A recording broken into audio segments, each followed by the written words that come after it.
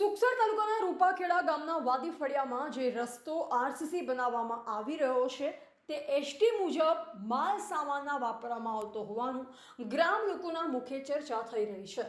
મળતી માહિતી મુજબ આજરોજ તારીખ 29/5/2026ના રોજ સુખસર તાલુકાના રૂપાખેડા વાદી ફળિયા ગામે આરસીસી રસ્તો બનાવવામાં આવી રહ્યો છે।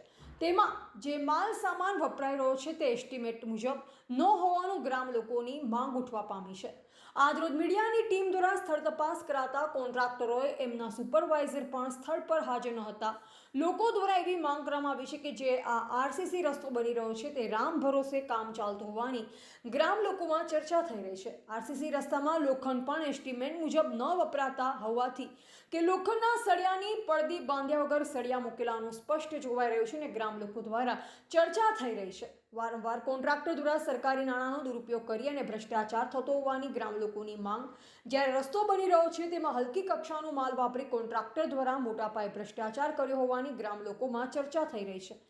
આ માલની ક્વોન્ટિટી ચેક કરવામાં આવે અને એસ્ટિમેટ મુજબ અને ગેરીમાં લેબોરેટરી ટેસ્ટ કરાવેલ રેતી કપચી સિમેન્ટ વાપરે છે કે કેમ તેની ક્વોન્ટિટી ચેક કરવામાં આવે તો ભ્રષ્ટાચાર નીકળે તેમ છે।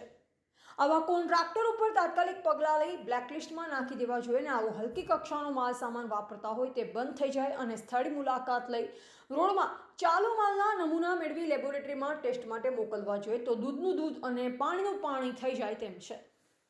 આરએનડી વિભાગ જાલોદના તાંત્રિક ટેલિફોનિક રાહુલભાઈ સોલંકીને ફોન કરતા ફોનમાં ઉડાવ જવાબ આપવામાં આવ્યો। જ્યારે ટેકનિકા જ આવો જવાબ આપતા હોય તો રસ્તાનો એસ્ટિમેટ કોણે બનાવી હશે તે પણ એક સવાલ ઉઠવા પામ્યો છે। આ આરસીસી રસ્તાની દેખરેખ કરવાની જવાબદારી તેમની હોય છે। જ્યારે જવાબદાર કર્મચારી જ આવું તમારે બંધ કરાવી દેવું જોઈએ એવો જવાબ આપતા હોય તો પછી અધિકારીને કોન્ટ્રાક્ટરો બંને મળી આવી હલકી કક્ષાનો માલ સામાન વાપરવામાં આવતો હોય છે। આવા કોન્ટ્રાક્ટરોને લગતા અધિકારીઓ દ્વારા કેમ છાવરવામાં આવી રહ્યા છે તે એક તપાસનો વિષય છે કે પછી વહીવટીતંત્ર કોન્ટ્રાક્ટરને છાવરીને સબ સલામતના ગાણા ગાતા રહેશે તે હવે જોવું રહ્યું। રિપોર્ટર કિરણ ડામોર, બોધિક ભારત, ફતેપુરા।